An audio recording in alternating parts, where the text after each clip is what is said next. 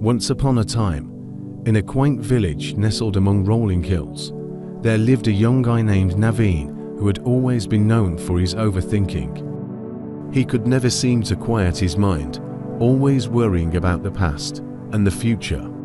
His constant overthinking had begun to have a negative impact on his mental health and well-being. He knew something had to change, so he decided to seek out the help of a Zen master, known for his wisdom and guidance.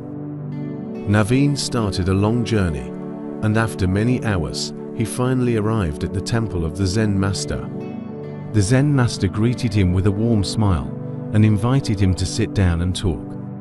He told the Zen master about his struggles with overthinking and sought his guidance on how to calm his mind. The Zen master listened intently to his worries and then nodded thoughtfully. He stood up and beckoned for Naveen to follow him outside into the temple gardens. As they walked in silence, Naveen couldn't help but notice how peaceful and serene the surroundings were.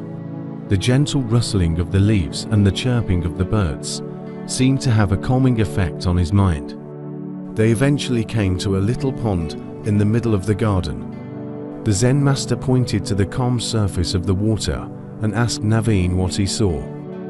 When Naveen looked carefully, he saw that he was staring at his own reflection. The Zen master then asked him to pick up a stone and throw it into the pond. As the stone hit the water, ripples spread out in all directions, distorting Naveen's reflection. The Zen master asked Naveen to observe the water and his reflection as the ripples slowly faded away, leaving the surface calm once again. "You see," the Zen master began, "your mind is like this pond. When you overthink, it's like throwing a stone into the water. The ripples represent your thoughts, causing distortion and chaos in your mind. But if you can learn to let go and allow the ripples to fade away, you'll find peace and clarity."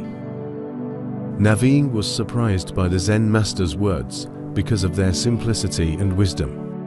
He realized that he had been holding onto his thoughts too tightly, never allowing them to naturally pass through his mind. He had been so focused on controlling his thoughts that he had forgotten the importance of letting go. The Zen master then handed him a small wooden box and told him to carry it with him wherever he went. Inside the box were small stones, each one representing a thought or worrying that crossed his mind.